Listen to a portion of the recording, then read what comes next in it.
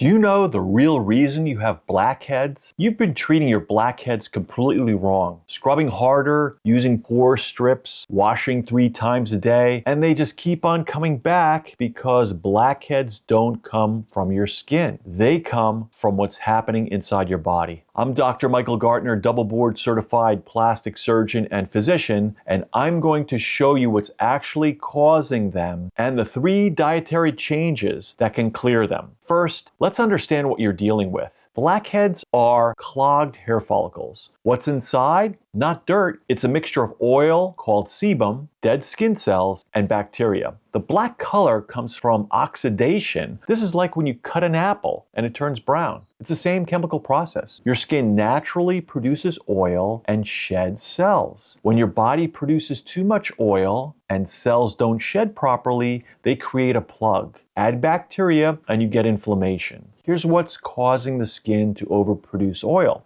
Androgens. These are hormones that include testosterone, DHT. Both men and women have them. Androgens do 3 things. 1, they increase oil production. They enlarge pores. They increase skin cell production, which means more dead cells to clog pores. This is why teenagers get so many blackheads. Puberty causes massive androgen spikes. But what about adults? What triggers high androgen past puberty? 2 things, insulin and IGF-1, which is insulin-like growth factor 1. When blood sugar spikes, insulin spikes. High insulin triggers your body to produce more androgens, creates a vicious cycle. IGF-1 is stimulated by both insulin and certain foods. Here are 3 categories of food driving this process. The first trigger is refined carbohydrates and sugar. Refined carbohydrates convert to glucose almost instantly. The pancreas floods your system with insulin. Within hours, androgen production increases.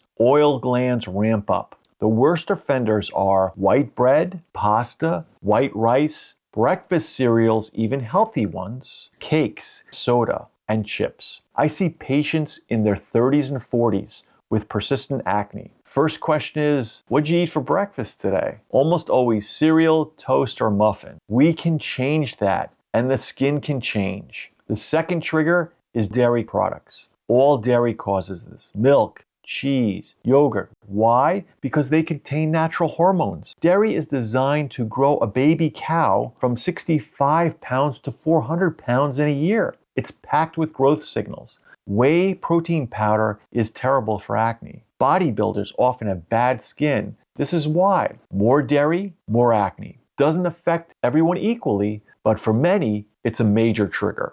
The third trigger is omega-6 inflammatory oils. Why do they cause blackheads? Well, they oxidize easily when heated. This creates inflammatory compounds. Inflammation increases oil production. Where they hide is in restaurant food, almost everything cooked in soybean oil, packaged snacks, mayonnaise, all fried foods. When you eat restaurant French fries, that's oil that has been reheated dozens of times. Every heating oxidizes it more. You're eating rancid, inflammatory fat that goes straight to your skin. Here's what to do. Remove the triggers. For refined carbohydrates, replace bread and pasta with vegetables. Replace chips with almonds or macadamia nuts. Replace desserts with berries, and dark chocolate you want 85% or higher. For dairy, eliminate all of it, even cheese. I know it sounds extreme. It takes time to clear your hormones from your system.